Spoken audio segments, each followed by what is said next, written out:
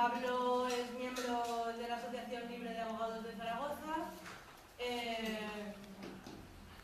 Obviamente es abogado, lleva colegiado desde el año 2013. ¿Vale? Después la acompaña César.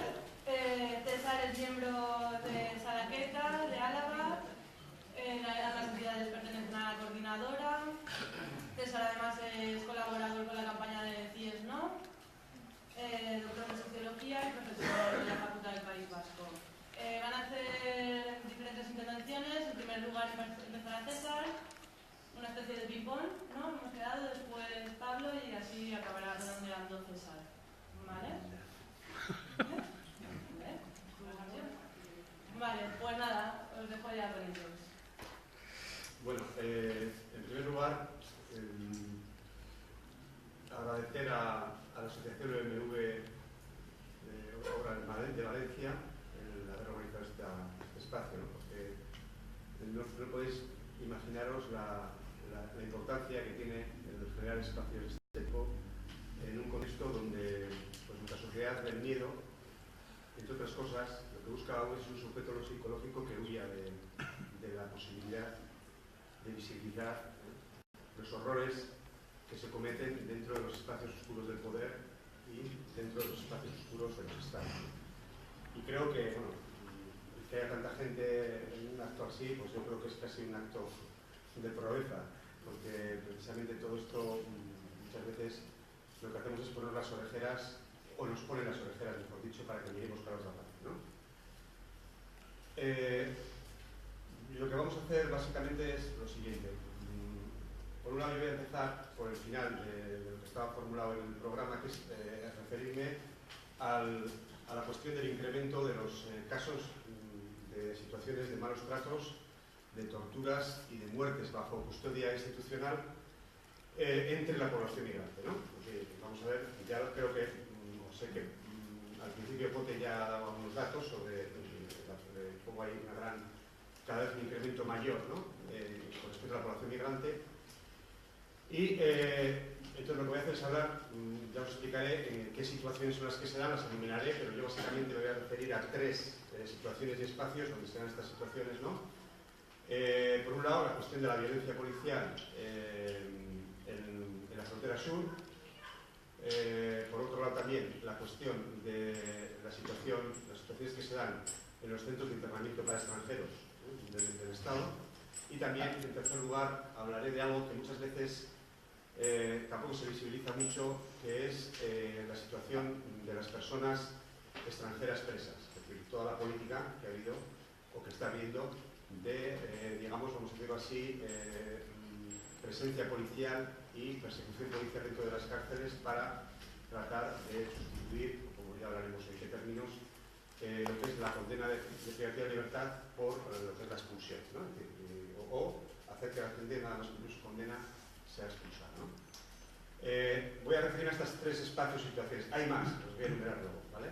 Una vez hecho esto, lo que voy a hacer es un poco daros datos también para que veáis referentes al año 2016, pero como un modo de muestra, porque sería imposible empezar aquí a entrar en toda la fenomenología y en todos los hechos que tienen que ver con situaciones que se han dado en la frontera sur, que se han dado sobre todo en las vallas de Ceuta y Melilla, ¿no? En la cuestión que tiene que ver con la situación que se ha dado en los diferentes centros de internamiento para extranjeros del Estado. Voy a coger como referencia lo que ha pasado, digamos, al mismo tiempo, ¿no? Del informe de la Coordinadora de Prevención y Denuncia de la Tortura, y cogiendo otro tipo de informes que a la vez pues, nos sirven para que de algún modo quien quiera profundizar, ahí tiene las fuentes donde están recogidas estas situaciones, podemos verlo, ¿no? Una vez hecho esto, explicar esto, entraremos en, o yo creo que es interesante, ¿no? Que es lo que se planteaba en la charla, entrar en la cuestión de cómo se dan estas situaciones de malos tratos, de tortura y muertes bajo custodia institucional del Estado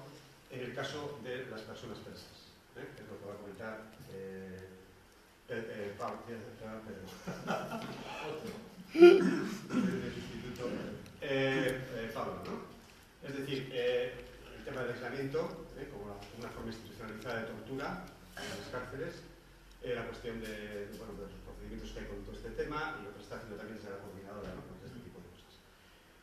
Y luego al final dejaré, o sea, vamos a hacer una intervención primero haré yo una, luego él, y luego al final yo voy a dejar para el final una reflexión que yo creo que puede ser interesante sobre todo lo que tiene que ver con cómo se construye, cómo el Estado y quienes lo sustentan están construyendo una invisibilización que tiene que ver luego con la impunidad y sobre todo la tendencia también a generar una legitimación y una justificación social de la tortura, donde lógicamente, como podéis imaginar, no solo entra en juego el Estado, sino entra en juego el conjunto de empresas mediáticas que están al servicio lógicamente de los poderes que mantienen el Estado para realmente generar una visión, un imaginario colectivo, un sujeto psicológico, digamos, el que quieren imponernos, que realmente, por cierto modo, puede llegar a justificar, ¿no?, a legitimar, ¿no?, o a mirar a otra parte ante estas situaciones de diversas, de violencia policial, de malos tratos y torturas en prisiones, en centros de internamiento extranjeros, en centros de menores, o los llamados centros de menores, etc. ¿Vale? Esto es un poco la idea. Bien, entonces empezamos con la primera parte.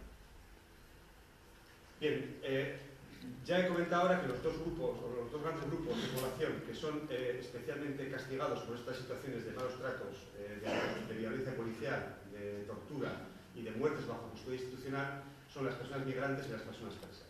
Son dos grandes grupos que están especialmente castigados. ¿Por qué decimos esto? Porque, de algún modo, son aquellas personas, por un lado, que tienen una situación de mayor indefensión. ¿Qué significa indefensión?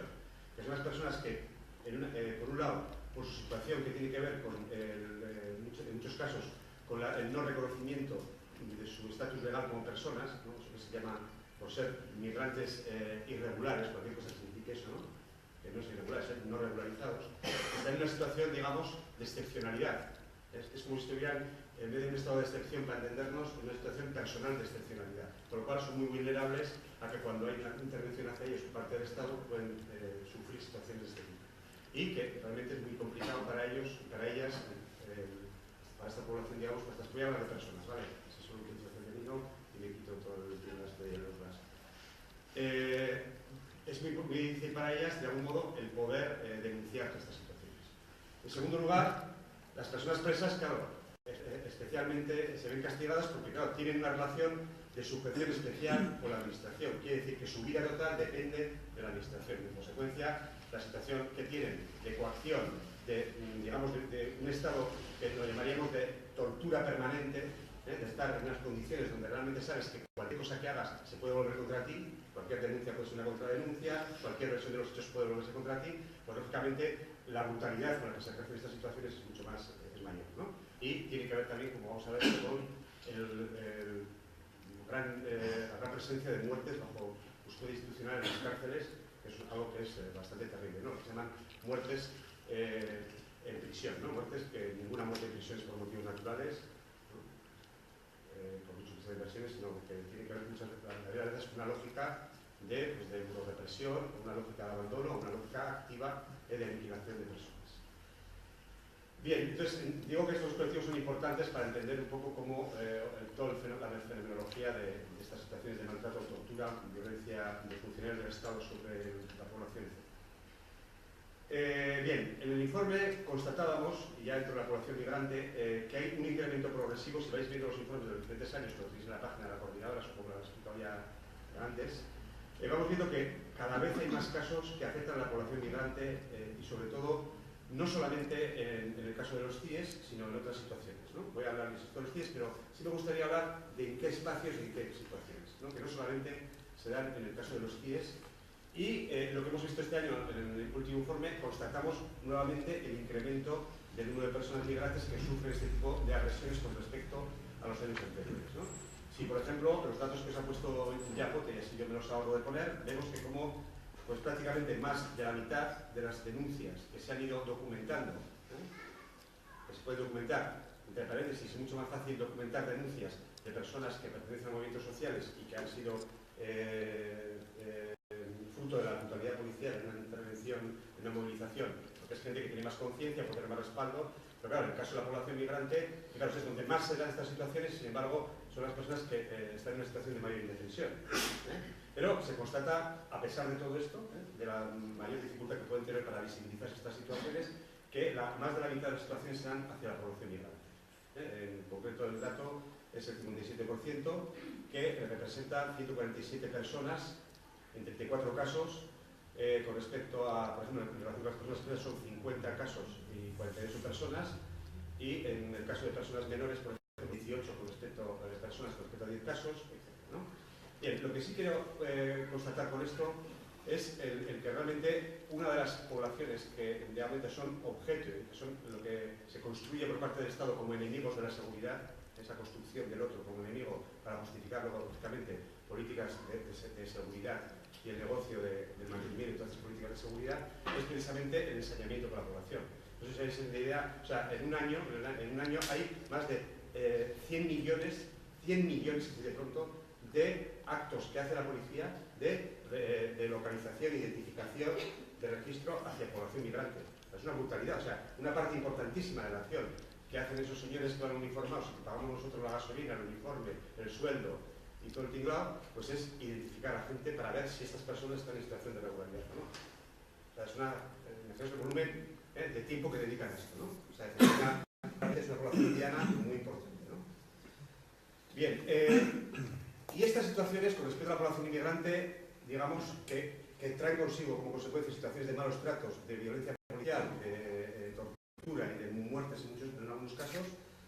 ¿Cuáles son, digamos, para que os hagáis una idea, en qué lugares, ¿no?, y en qué situaciones estos funcionarios del Estado, estos cuerpos y fuerzas de seguridad del Estado y otros funcionarios, digamos, están ejerciendo o serán, digamos, estas situaciones, ¿no? Yo os he puesto, o sea, voy a mencionar 7, insisto, yo solo voy a hablar de 2 o 3, porque lógicamente esto no tenemos toda la noche por delante, pero a mí no me importaría, ¿eh? Una es las situaciones que se dan en identificaciones y redadas policiales dirigidas a personas migrantes. Lo acabo de decir. Hay muchas situaciones donde personas van a ser identificadas, se hacen redadas, vinculadas a muchas cosas, como por ejemplo otras cosas a las deportaciones express y demás. Y entonces aquí, claro, toda esta acción proactiva de la policía muchas veces acaba en una conflictividad que la propia policía genera, porque la gente realmente tiene capacidad, por suerte, volitiva de reacción y realmente pide explicaciones, o se dan situaciones donde la gente de algún modo no se somete a una acción considerada arbitraria por parte de los funcionarios de policía, ¿no? Entonces, este es un gran, digamos, lugar o situación donde se dan las identificaciones y redadas policiales dirigidas a las migrantes. Otro segundo lugar, más que situación, es lógicamente en los centros de internamiento de extranjeros. Cuando hay personas que, como vamos a ver, son internadas en los CIES, como vamos a ver, la mayoría de los casos, personas que luego no van a ser deportadas porque muchas de ellas no tienen elementos para poder deportarlas, ya vamos a ver pues, algunos datos si nos da tiempo.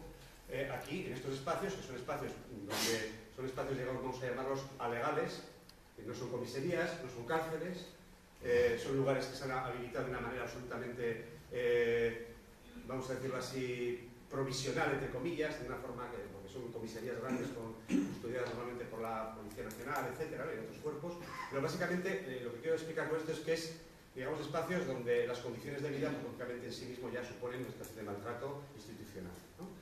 Y entonces aquí, claro, lógicamente se dan una conflictividad importante, ¿no? Otro tercer espacio es en los lugares donde se dan la identificación y expulsión de las personas presas extranjeras, es decir, en las cárceles, ¿no? Aquí también hay otro espacio donde se dan situaciones vinculadas a maltrato, tortura, muertes bajo custodia institucional, etcétera, porque en las prisiones precisamente hay una política especial, bueno, las prisiones hay mucha política especial dirigida a determinados colectivos, y especialmente también con la población extranjera hay claramente unas políticas especiales que se articulan de control y de, digamos, represión hacia esta población extranjera, ¿no? Específicamente. Otro cuarto lugar o situación es lo que tendría que ver con los abusos, malos tratos, agresiones sexuales, torturas y muertes, ya no en la calle, en identificaciones ciudadanas, sino en las comisarías. Es decir, aquí se recogen situaciones. Claro, las comisarías es mucho más difícil porque, lógicamente, las comisarías es su casa, para entenderlo, ¿no? Y es muy difícil, lógicamente, identificar el cúmulo de situaciones que se pueden dar en relación con esto, pero es otro gran espacio y, a mi entender, quizá es el más invisible y es donde más se pueden dar, o se dan, de hecho, situaciones de abusos, malos tratos, agresión sexual, torturas y muertes en comisaría, ¿no? Otro quinto espacio donde la población migrante se ve acosada, digamos, por esta acción intensiva de los cuerpos y fuerzas de seguridad del Estado, es lo que se llama la frontera sur, en este caso, la frontera en general, ¿no? En este caso la frontera sur por ser el lugar dentro de lo que es la muralla europea, donde se trata de desarrollar supuestas políticas de contención de la migración, lo cual, pues ya hablaremos de esto en otro momento, pero es absurdo, porque la migración no se contiene ni nada. Es decir, la migración entra por otros lugares, pero sí que hay esa idea de cerrar la muralla europea en las vallas, por ejemplo, de Ceuta y Melilla, etcétera. Se dan estas situaciones de una manera brutal y bastante generalizada de violencia policial, de maltrato, etcétera, ¿no? Y de muertes. No ya me refiero a las muertes que se dan los 4.000 muertos del último año intentando pasar, sino por acción directa que se podrían, digamos, evitar de la propia acción de esas supuestas sistemas de contención de la supuesta migración, ¿no? Y vinculados a ellas, lógicamente, la situación de las deportaciones en caliente, ¿no? Las situaciones que no sé si conocéis, pero ya me voy a decir ellas. Y otro lugar, por último, que también se dan situaciones bastante graves y generalizadas de violencia policial, de maltrato, tortura y muertes. Y por esto también quiero rendir un homenaje a las 3 últimas mujeres que han muerto precisamente aquí, ¿no?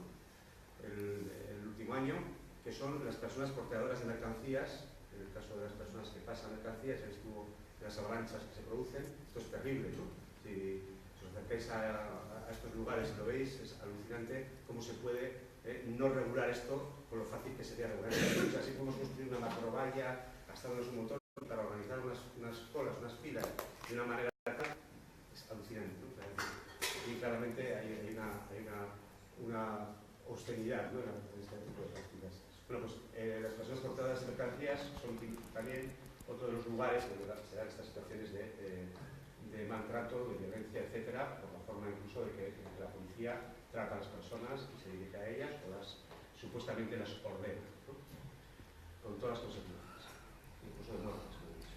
Bien, lógicamente yo no voy a entrar en todo esto, ¿vale? Era porque tengáis una visión de los múltiples espacios, y hay otros también, otros, ¿cuáles son, por ejemplo? Pues otro que es muy importante también es la situación que se da en los centros de acogida, en los llamados centros de acogida para menores, los mal llamados MENAs, que ni son menores, ni son extranjeros, ni son no acompañados, desde nuestra concepción sí, esa función, pero...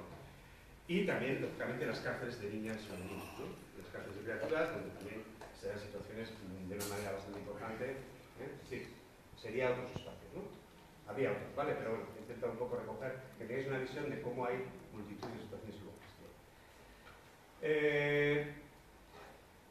En los CIES, vamos a ir directamente, ¿no? Vamos a recoger una muestra muy sencilla. Según, por ejemplo, el último informe de la Federación de Sorracismo del año 16, que tenéis en la red, podéis acceder, confirman otro año más que los centros de internamiento extranjeros siguen sin cumplir el único objetivo para el que existen, y es la expulsión de personas extranjeras. O sea, el objetivo se supone que es, ¿no? ¿Por qué? Pues porque, para que os hagáis una idea, fueron en el año 2016 7.597 personas ingresadas en los CIES, casi un 10% más que en el 2015, y sin embargo, este aumento contrasta con la reducción del número de personas expulsadas desde los CIE. Es decir, que ese año, el 2016, fue de 2.205. Es decir, hubo más personas ingresadas, pero un 23% menos de personas expulsadas, o sea, deportadas. Esto supone que el 71% de las personas que son internadas en los CIE son liberadas tras su paso por los mismos. Es decir, que solamente hay una parte, aproximadamente, pues no voy a hacer las cuentas, pero el 19% en este caso, ¿no?, que son efectivamente expulsados. Y, lógicamente, hay que decir, tiene la durísima experiencia de maltrato institucional que supone para un montón de gente que ha sido internada en los CIES y no es deportada, no solo para los que son deportados, sino también para los que son deportados, lógicamente, el pasar por estos centros de internamiento, cuyas condiciones, insisto, también lo tenéis recogido en los informes distintos que ha hecho la campaña CIES No, entre otras instancias, Amnistía Internacional, CEA, entidades, que realmente supone una situación de maltrato institucional hacia personas que ni siquiera son inculpadas de un delito, ni siquiera están irregularmente administrativamente, pero son gente que ha caído en las redes de las redadas policiales para intentar llenar los aviones, en muchos casos, y ser deportadas supuestamente a sus países de origen. Bien, sobre esa radiografía de los CIES como lugar de maltrato institucional, pues podríamos os voy a leer básicamente para que veáis lo del año pasado, las situaciones que serían. Por ejemplo, en febrero, el Ministerio de febrero del 2016 estamos hablando, el Ministerio de Empleo y Seguridad Social había suspendido el empleo y sueldo a un trabajador del CEPI, concretamente del CEPI de Melilla, por un presunto intento de abusos sexuales y malos tratos a residentes en este centro de internamiento de inmigrantes.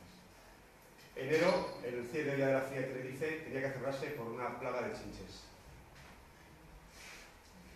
También en enero, aquí en Valencia hay algo de chinches, por cierto, no.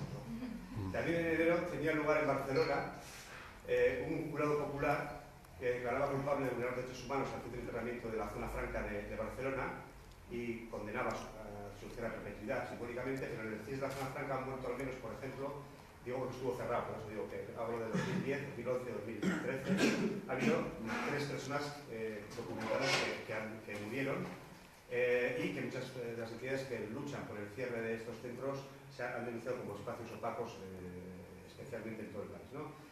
No os acordáis, fue un chaval marroquí de 22 años, con problemas psicológicos y físicos. El segundo fue un guineano de 21 años que sufrió un paro cardíaco, y aunque se denunció por parte de varias entidades el caso claro de negligencia, porque no hubo una atención médica en el momento oportuno. Otro caso fue el de un ciudadano armenio que también lo que se reportó, como muchas veces pasa en muertes en prisión, por cierto, es que era un suicidio, ¿no? Y lógicamente esto se puso en duda por las entidades que lo denunciaron, apuntando un posible caso de violencia policial en su muerte, ¿no? Bien, además 7 internados argelinos en el CIES de la zona franca de Barcelona fueron también motivo de malos tratos, y 3 de los cuales habían participado en una bola de hambre para pedir la liberación, y por supuesto todos estos fueron deportados. No voy a seguir, pero que veáis que hay una crónica, digamos, ¿no?, permanente de esta crisis. En el caso de la zona franca de Barcelona. Luego llegará a Valencia, ¿vale? Tapadores. Bien. En octubre, 77 inmigrantes se fugaban del centro de internamiento extranjero de San Gorela, en Murcia. Apenas una semana más tarde, 5 internados volvían a fugarse, y un tercer motín tenía lugar el 14 de noviembre del 2016, en el que 10 personas lograban fugarse y 7 de los inmigrantes que participaron en este motín, por cierto, fueron ingresadas en prisión. El 19 de octubre finalizaba el motín protagonizado por un grupo de 39 migrantes del Centro de Internamiento de Extranjeros de Aluche, Madrid. El año 2016 también en Aluche fue especialmente conflictivo, que había permanecido durante toda la noche subidos a la azotea del edificio, en el grito de libertad y dignidad, ¿no?, dicen, y los 39 inmigrantes, todos argelinos y un marroquí, fueron expulsados posteriormente. En la noche del 24 de octubre, unos 40 personas inmigrantes del CIE de Aluche se aglutinaban también en la azotea del CIE en una protesta que terminó de forma voluntaria al día siguiente tras una negociación que mantuvieron con la policía, y las fugas y los motines se han ido sucediendo en este centro de manera muy intensa y más intensa incluso que en otros años, ¿no?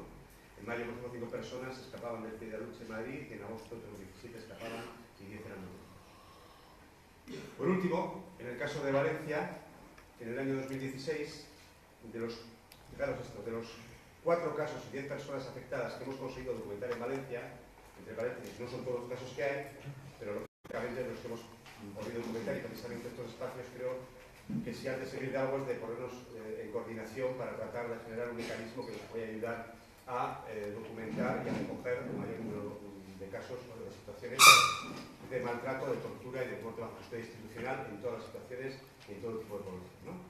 Bien, pero digo, de los 10 casos que se documentaron en Valencia, curiosamente 5 fueron en el CIE de Zapadores, y en el resto de los casos, salvo uno, los casos fueron hacia personas extranjeras que denunciaron abusos policiales. O sea, los hemos podido documentar. Digo porque es un indicador también de este ensañamiento especial con la población migrante y con la población extranjera especialmente. Bien, la campaña por el cierre de los centros de internamiento extranjeros denunció también a finales de febrero que 5 de origen argelino y marroquí que se encontraban en el CIE de Zapadores de Valencia habían sido deportados a sus países de origen. La deportación llegó después de que uno interpusiera una denuncia el pasado 16 de febrero anterior por presuntamente haber sufrido agresiones físicas y verbales por parte de la Policía Nacional que custodia el centro. La denuncia explicaba que los policías, desde la campaña CIES, ¿no?, de Valencia, entraron en las celdas y comenzaron a propinar golpes a 6 internados de origen magrebí con las porras por todo el cuerpo mientras recibían insultos, ¿no? Y desde la campaña, lógicamente, CIES, ¿no?, se valoraba algo que yo creo que es muy importante. Dice: una vez más vemos que las personas que denuncian presuntas agresiones por parte de la Policía Nacional en Zapadores, así como los que son testigos de los hechos, son víctimas de una deportación inmediata, de forma que se impide una investigación. Esta es la lógica, ¿no? Deportar a la gente para que no haya investigación sobre estas situaciones de violencia. Bien, como tengo poco tiempo, ya me ha dado que voy a referirme, para darle luego enlazar con lo que va a plantear en prisión. Me voy a dejar la frontera sur, si luego da tiempo lo miramos, ¿vale? Pero bueno, es mejor ir bien de tiempo y luego si da tiempo pues hablamos de la situación de la frontera sur. ¿Qué es la segunda situación que decía de las tres que iba a decir? Dejo la frontera sur, sería la identificación y expulsión de personas extranjeras. Este es un tema bastante, digamos, poco visible, y es que en los últimos años, de hecho, se han incrementado significativamente las deportaciones producidas desde las prisiones. Ya se ha indicado que las personas pueden ser expulsadas como consecuencia de una situación de una pena de prisión o la pena de expulsión, como decía al principio, ¿no? Y que la expulsión penal puede ordenarse en fase penitenciaria, cuando ya se ha cumplido una parte de la pena privativa de libertad. En ambos casos, la deportación puede producirse de forma directa, desde los calabozos o desde la prisión, o internando a la persona previamente en un centro de internamiento para extranjeros. Del mismo modo, en ocasiones también las medidas penales se agotan y acto seguido se ejecuta la medida administrativa de expulsión, siendo la persona identificada lógicamente a la salida de un centro penitenciario, y al tener un decreto de expulsión previamente emitido se traslada al CIE o a un calabozo para ejecutarse. Bueno, sobre todo esto, lo que creo que interesa destacar es que todo este aparato deportador con el que juega las fuerzas y cuerpos de seguridad del Estado y el propio Estado está siendo particularmente activo en lo que respecta a la población encarcelada. Aunque la sobrerepresentación de las personas extranjeras en prisiones españolas, digamos, se mantiene, también es cierto que precisamente el gran descenso que se ha producido en la población recluida en total, en el caso del sistema penitenciario español, se debe precisamente a la expulsión de extranjeros. Es decir, si se ha reducido el número de personas en prisiones porque ha habido una política de matar el cólera a cañonazos, ¿no? De expulsar a la gente. Hechos que evidencian ese giro gerencial que tiene ese sistema deportador al ahondarse en el vínculo entre el sistema deportador y el penal, esa sinergia, como un mecanismo, lógicamente, de legitimación pública, tal y como indican algunos estudios de este tema y colegas.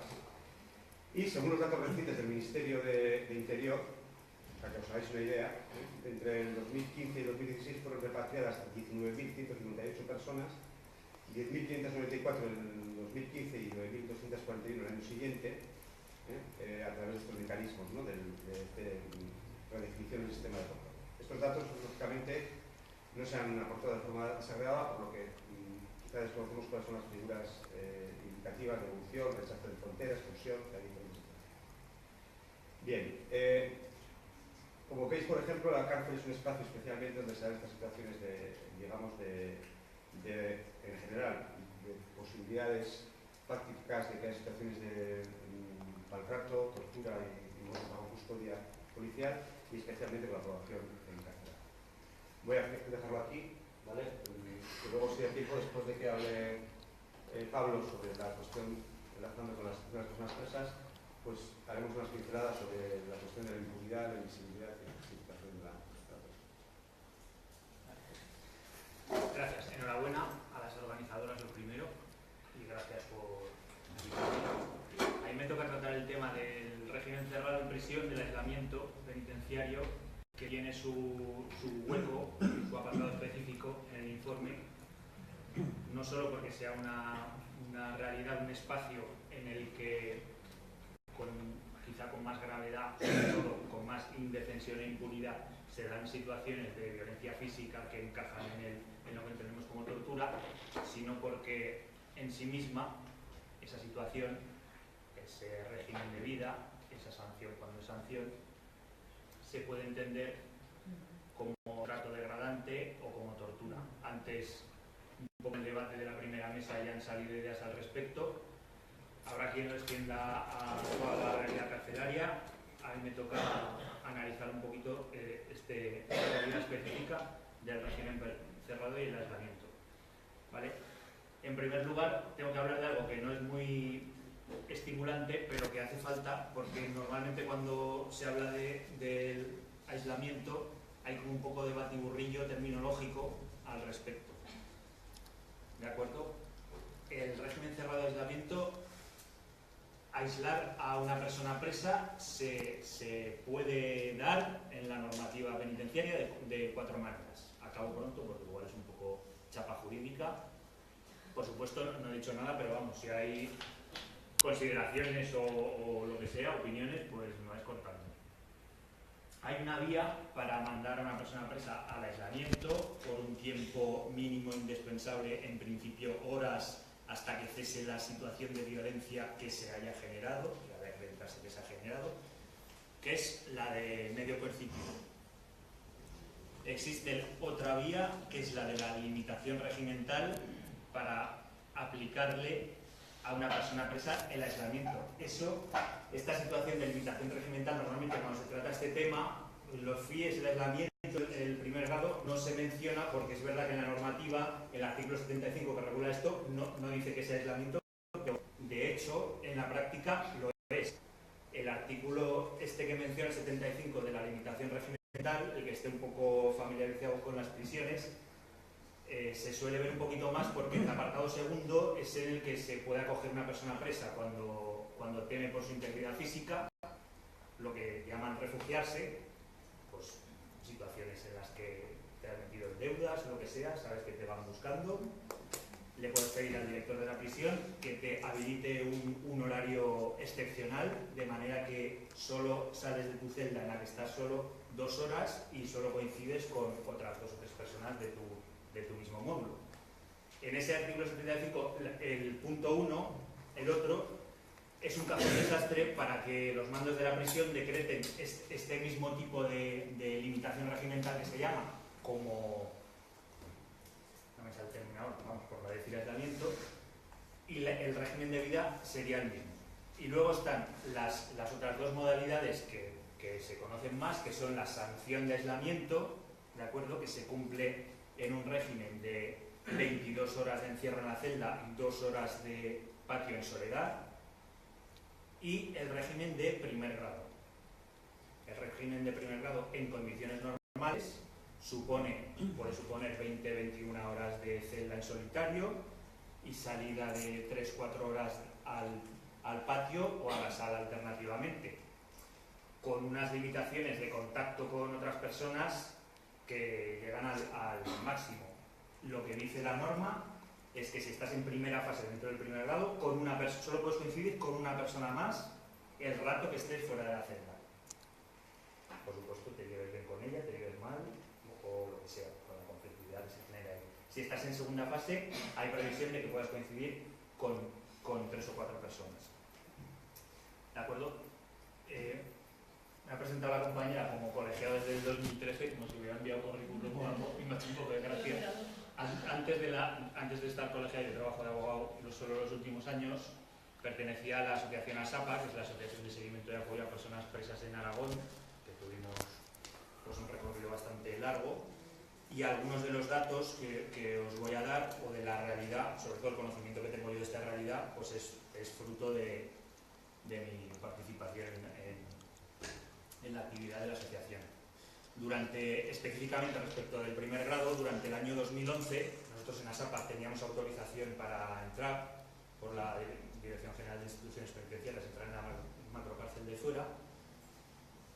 Durante el 2011, pues entre todos los martes, menos el descanso del verano, a comunicar con presos.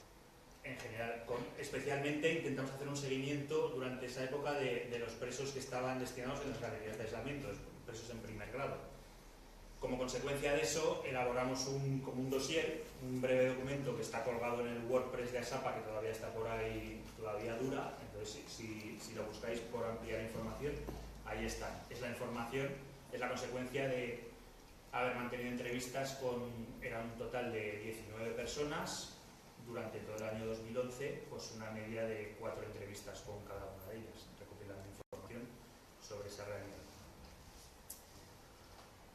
Esas 4 modalidades que, a ver, yo sobre todo esta introducción de intentar fijar un poco los términos es porque luego, depende qué interlocutor tenga, especialmente si es de la administración penitenciaria, dice, no, es que aislamiento es que no está hablando usted de aislamiento, está hablando usted del artículo 93 del primer grado, segunda fase, no sé qué.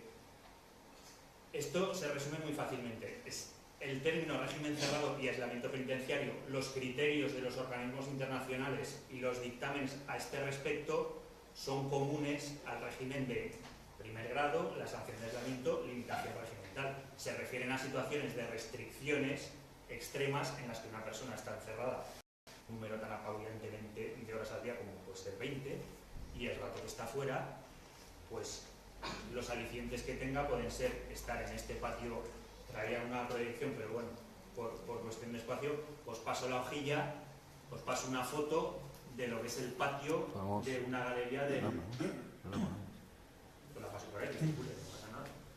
Una celda de aislamiento y un patio de una galería del módulo de aislamiento de fuera. ¿De acuerdo? Veréis que es un espacio hormigonado sin absolutamente nada que hacer para el rato de estar fuera de la celda. La alternativa a eso, que es la sala, a veces sí, depende también si el interlocutor es un mando de la administración penitenciaria, dirán no, pero hay programas individualizados de tratamiento para estos presos, no sé qué. Durante el tiempo que estuve entrando a comunicar con personas presas, la posibilidad que tenían de hacer algo al cabo del día en la sala, la equipación de la sala era un saco de boxeo, un aparato de musculación y sudokus y ajedrez. Ajedrez incluso si salían solos, pues también era ajedrez. Creo que ya está, hasta puntos un poco así de extremos. ¿A qué personas en principio legalmente está previsto que se pueda destinar a este régimen extremo de encierro, régimen cerrado de aislamiento? Pues la normativa dice que para personas presas extremadamente peligrosos o manifiestamente inadaptados, con bien de adverbio, lo pone. La inadaptación normalmente, el argumento que aporta la administración penitenciaria tiene que ver con la acumulación de sanciones.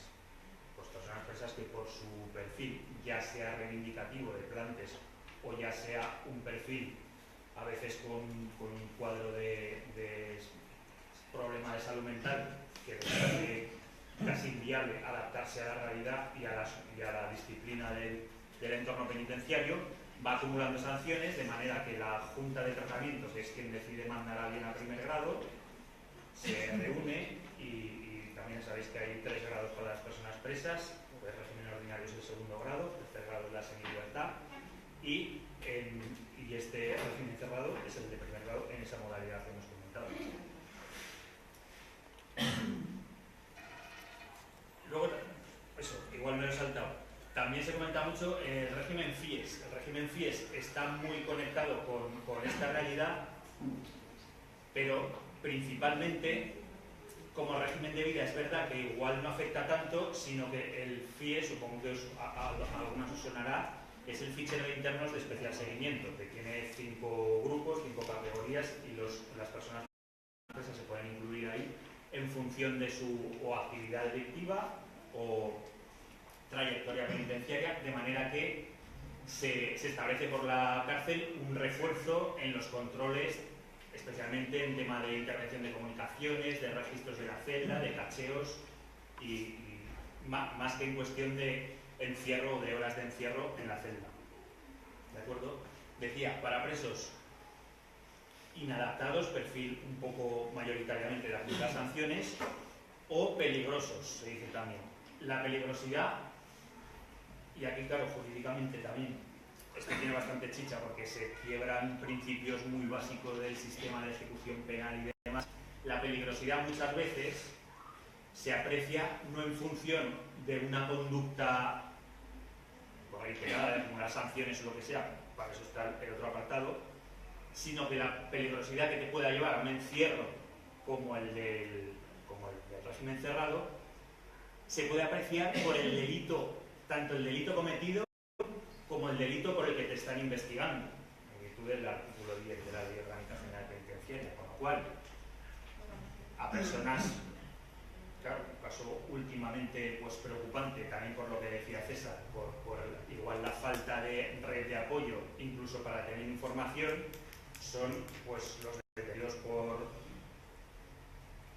procedimientos en la Audiencia Nacional, por violencia yihadista o como se le quiera llamar, y el régimen de vida en el que se destina a estas personas. Lo decisivo en esta realidad, en este régimen, de cara a que esté introducido en el informe anual de la coordinadora, como apartado específico, son las afecciones que tiene para el derecho a la salud de las personas que se ven sometidas a ese régimen, que son unas afecciones incontestables, como mínimo de un riesgo muy cierto de agravación y demás. A este respecto también se ha mencionado antes el grupo de trabajo, el grupo de estudio en el Parlamento de Cataluña sobre los departamentos especiales de régimen cerrado, que se llaman ahí, que tienen otro nombre por la Administración Penitenciaria Catalana, los departamentos de régimen cerrado, lo mismo, del aislamiento penitenciario, ¿vale? Ha habido un grupo de trabajo en el Parlamento, tenéis los vídeos colgados en la página del Parlamento de Cataluña y hay intervenciones de, por ejemplo, de Pau Pérez, psiquiatra, Olga Casado, médico, presentando trabajos y análisis respecto de las consecuencias psicofísicas de este nivel de encierro en las personas con las que se han entrevistado ellas mismas. Pau Pérez es consultor del Mecanismo Nacional de Prevención de la Tortura, que depende de la Defensoría del Pueblo, con lo cual entra con el grupo de expertos que entran a visitar cualquier centro de reclusión del Estado y demás. Quiero decir que tiene una experiencia especialmente extensa en estos temas. Simplemente por mencionar, a nivel psicológico, los síntomas más recurrentes que más se suelen mencionar son la ansiedad, la claustrofobia, la agresividad, la irritabilidad permanente, impotencia, depresiones, síntomas de alucinaciones, psicosis, trastornos cognitivos, dejadez en hábitos de cuidado. De los más recurrentes son palpitaciones, disnea, sensación de falta de aire, sudoración excesiva, deterioro visual, pérdida de apetito, molestias gastrointestinales, debilidad y fatiga, dolores osteomusculares generalizados, cefaleas, etc. Deterioro visual. Las condiciones de restricción, si le habéis echado un vistazo al patio de la Galería del Aislamiento, yo me acuerdo cuando estaba entrando en el 2011, por ejemplo, comuniqué un montón de veces con Ahmed, con un preso pakistaní, que se pasó 4 años en el ala corta del aislamiento de Zuera y que me decía en su castellano macarrónico que le faltaban los colores, y venga a echar instancias para que le autorizara la subdirección de seguridad pintar un muro de esos 4 de la Galería de Aislamiento, por ejemplo, por la sensación física, por las consecuencias inevitables en esos términos, como me parecen a mí. Las consecuencias recurrentes también tienen que ver con la alta incidencia de las autolesiones y el alto índice de suicidios también. Las autolesiones entendidas, además se da una realidad un poco paradójica y como un círculo vicioso en muchos casos en personas presas que no pueden sobrellevar físicamente esa situación y convierten su cuerpo en arma de lucha porque no tienen otra manera de intentar que les saquen al hospital, por ejemplo, de salir de ese pozo, con lo cual retragarse pilas o rajarse el vientre o lo que sea, pues es bastante recurrente. Eso, como lo entiende la administración penitenciaria, eso está tipificado como sanción, autolesionarse, porque eso se entiende, creo que era el 108 o algo así, como un medio de coaccionar a los funcionarios, porque entienden que por esa vía estás intentando forzar a la administración a tomar una decisión que no ha tomado respecto de ti, que es sacarte al hospital o lo que sea. Lo siguiente que es, más encierro, porque tienes que cumplir sanción de aislamiento dentro del primer grado, que cada vez se cumple, de salir solo al patio en vez de salir con una persona. Y dale que te pego, y en la siguiente clasificación, que tienen cada 3 meses las personas que están en primer grado, pues evidentemente no le van a progresar de grado, porque sigue siendo manifiestamente inadaptado. Y así muchas veces, pues hasta el final lamentable y trágico que se puede imaginar.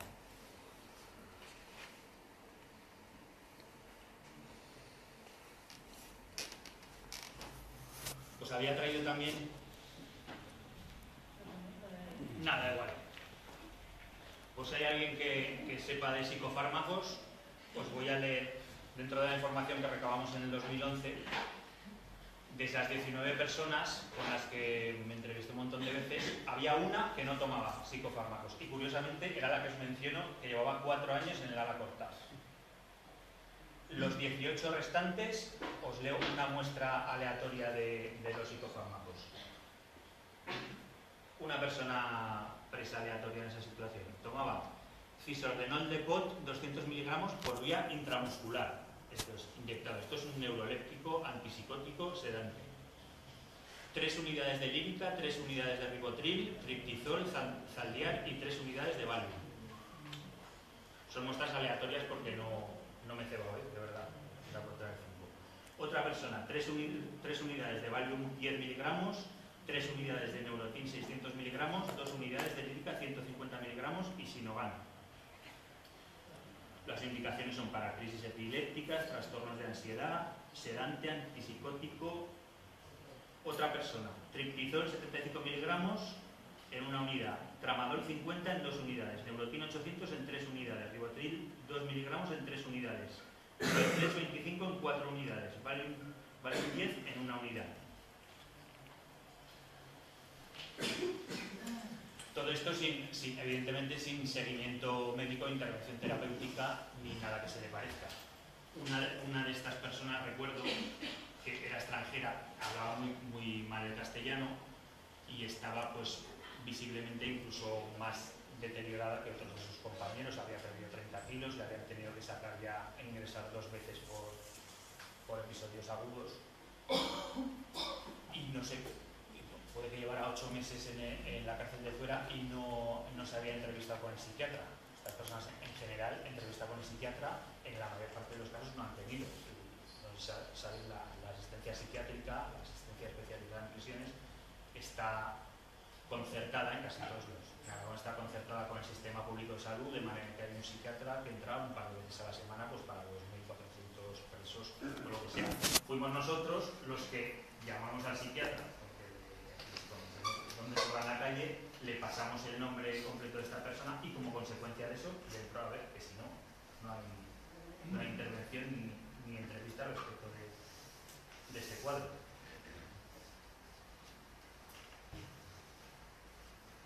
El diagnóstico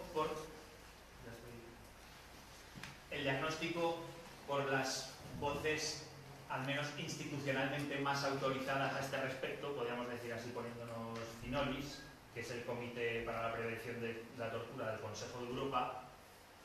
Esto es un comité que, como el mecanismo que os mencionaba antes, a nivel europeo evidentemente, tiene facultad para entrar en cualquier centro de reclusión de un país, de un Estado miembro, a entrevistarse con cualquier persona, a revisar documentación, entrar en cualquiera de las dependencias, ¿vale? Y lleva visitando el Estado español desde el 91. En el primer informe de este comité, en el párrafo 109, el análisis que hizo, más o menos, de la realidad del régimen cerrado, de las restricciones y demás, se puede traducir, bueno, está el informe en inglés si lo queréis buscar. Pesa sobre el Estado, el gobierno, la obligación de traducirlo, pero bueno, algunos de los últimos sí que lo han traducido. Lo describió como un régimen que tiende a la aniquilación de la personalidad, así en resumidos términos, que es lo que se ha escuchado en la mesa anterior y que es más o menos verdad. Yo lo menciono de boca de estas voces que digo yo que son autorizadas, porque en mi trabajo jurídicamente, pues sí que de cara a no procedimientos de realidades penitenciarias del Estado español, sino de otros estados europeos, sí que es verdad que últimamente en el Tribunal de Estrasburgo se ha podido ir arrancando o ir consolidando una jurisprudencia, un criterio de ese tribunal que va tendiendo a entender como trato degradante muchas de las situaciones, como tortura o trato degradante, muchas de las situaciones que se producen de hecho en el régimen cerrado en nuestro Estado. No es que tenga un criterio, eso es verdad, respecto de días de tiempo de aislamiento a partir del cual se entiende como tortura. Para eso hay unos criterios de otros organismos internacionales que orientan en ese sentido, pero lo que tiene consolidado es un criterio respecto de considerar como vulneración del artículo 3 de la Convención Europea, es decir, considerar trato degradante prohibido por tanto la normativa interna española por aplicación de ese convenio como del propio convenio, prohibido someter a las personas presas a este tipo de situaciones. Normalmente, el problema jurídicamente es acreditar, es poder aportar prueba del deterioro que se haya producido conforme se ha ido cumpliendo la ejecución de la condena, eso combinado con las obligaciones de la administración de prestar ayuda, la previsibilidad de los resultados y algunos rollos jurídicos. Pero el tema es que igual sí que jurídicamente pues un poquillo se ha avanzado. De aquí no han llegado de aquí las condenas que hay del Tribunal de Estrasburgo tienen todas que ver con la detención incomunicada, con otro tipo de realidad. Hay un montón de condenas, no sé si lo sabéis, al Estado español por vulneración en la vertiente procesal se dice del derecho a no ser sometido a tortura.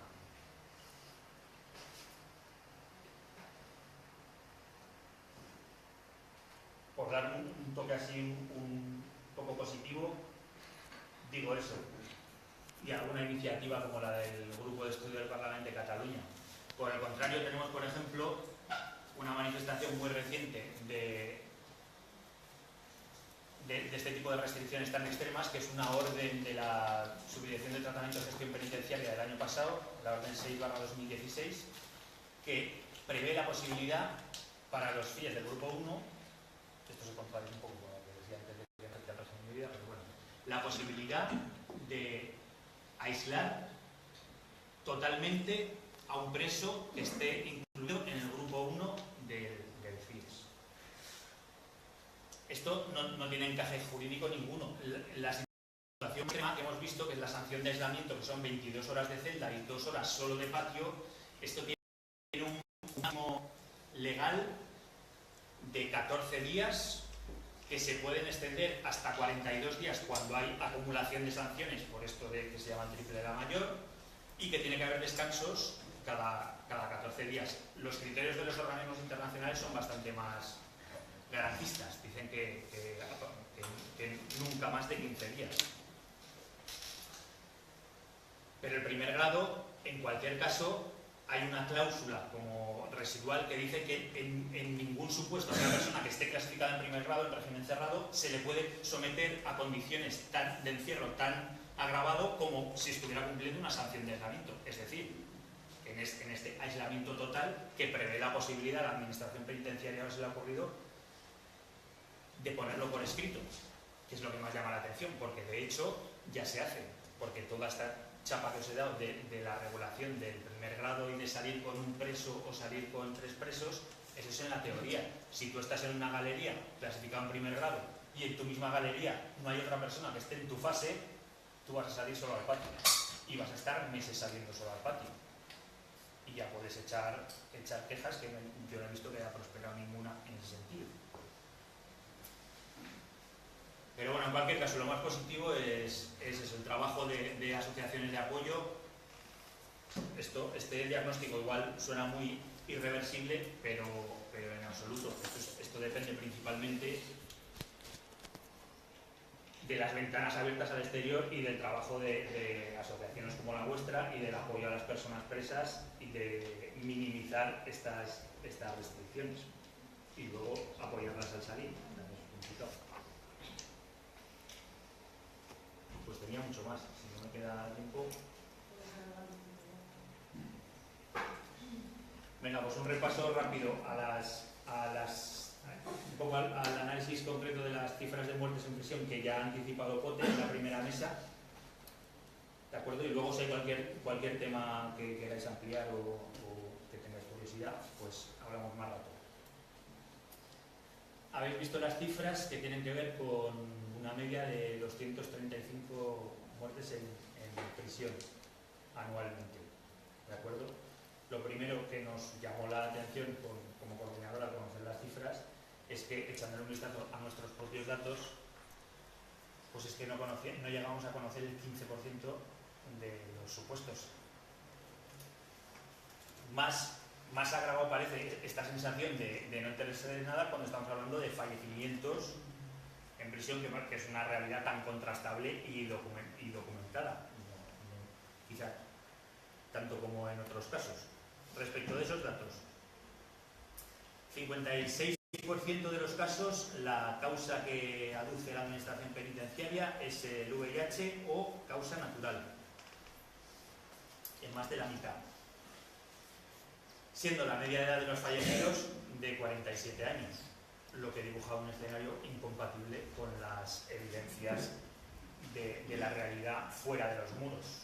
Es decir, esto razonablemente solo se puede entender como un entorno de deterioro del derecho a la salud y de las condiciones de salubridad del personal decisivo y gravísimo, porque otra explicación no puede tener. Más teniendo en cuenta la previsión legal que ya ha comentado Ollán anteriormente y que aunque se mantenga de manera restringida, sí que existe la posibilidad del 104.4 de excarcelación en caso de enfermedad grave e incurable. Estamos hablando de muertes bajo custodia. Aquí ha habido una chica que ha preguntado antes por la diferencia entre la administración penitenciaria catalana y la estatal. En las cifras de muertes en prisión sí que hay una diferencia porque son más exhaustivos en prestarlas en la administración penitenciaria catalana, incluyen más supuestos. En la administración central son más restrictivos en el sentido del que se comentaba antes de no incluir liberados condicionales ni tránsitos desde recién excarcelados ni demás. 18% de muertes por sobredosis, ¿de acuerdo? En un espacio de custodia en el que, bueno, lo recuerdo por si acaso, están prohibidas las drogas diferentes a las que hemos mencionado, a los psicofármacos, que son drogas muy duras, pero vamos, en principio la sobredosis, su causalidad sería otra. Un 13% de suicidios, también Ollana ha mencionado antes la más que previsible incidencia entre el consumo abusivo de psicofármacos y el descontrol en este sentido, sin olvidar el respeto a la autonomía de la voluntad de cada uno. De manera que las muertes por accidente o por agresión entre internos, esto es lo que claramente más difícil es de imputar a un mal funcionamiento a nivel de previsión, al menos estamos hablando, de previsión de estos supuestos, son el 3%. El 3% son muertes por accidente o por agresión.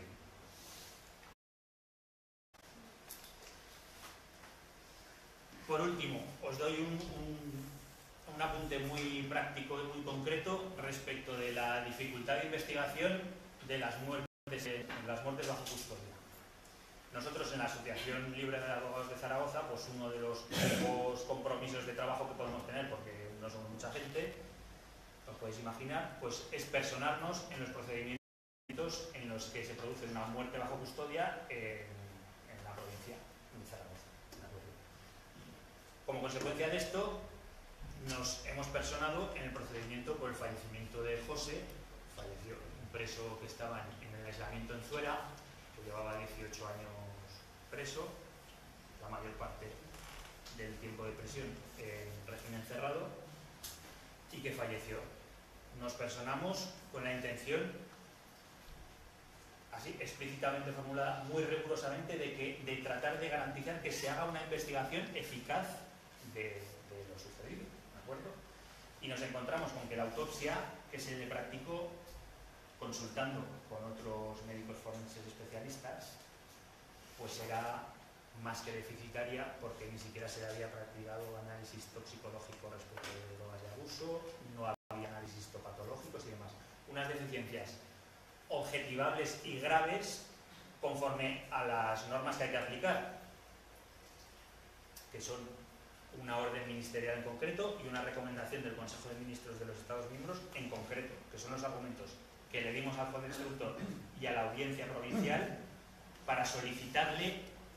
Nos intentamos personar todo lo rápido que pudimos y al ver que no se habían tomado esas muestras, del juzgado que ordenara esa toma de muestras. Y nos acabó contestando la audiencia a esa solicitud de diligencia de prueba que era insólita donde las haya. Nuestra solicitud por dudar de la profesionalidad del médico forense y demás.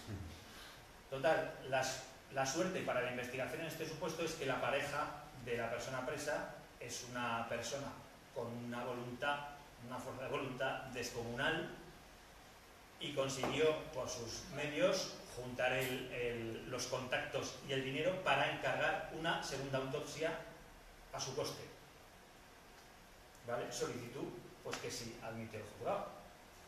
Total, que transcurridos no sé precisar cuántos meses, se le practica una segunda autopsia a José. Y las conclusiones legales médico-forenses desmontan la etiología de la causalidad que había referido el primer forense en el primer examen. Sin entrar en detalles, porque es un procedimiento que está abierto, y yo no sé si es un poco de berenjenal entrar en detalles, el propio médico forense va dejando constancia en su informe de la sorpresa que le produce analizar según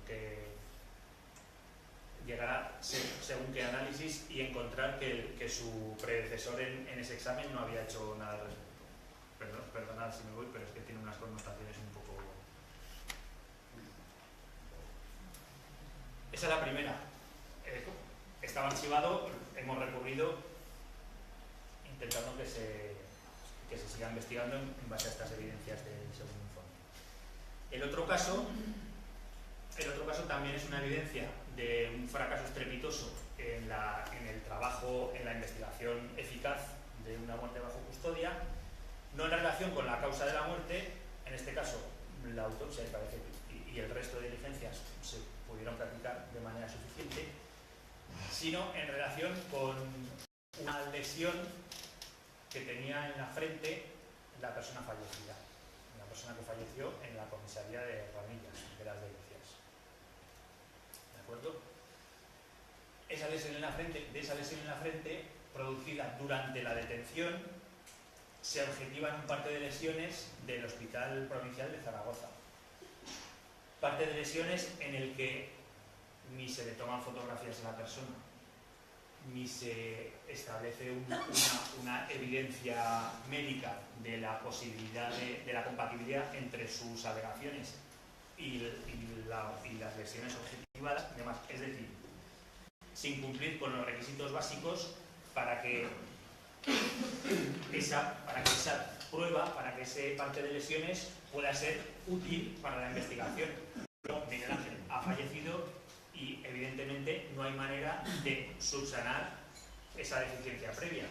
Como no hay manera de subsanar la autopsia deficitaria que se le hizo a José, porque el médico que le hizo la segunda también refirió que no podía completar sus hallazgos por el estado, su análisis, por el estado en el que se encontraba el cuerpo.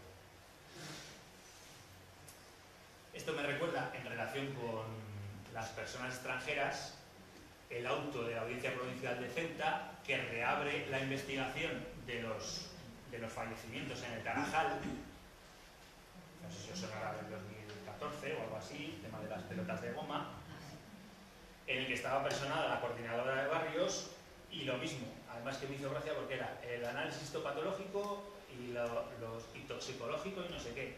La Audiencia Provincial de Ceuta estima el recurso, reabre la investigación, pero dice, pero es verdad que como el examen, la autopsia que se le ha realizado a estos cuerpos es tan deficiente y en este momento, habiendo transcurrido ese tiempo, no hay manera de subsanar, se ha perdido...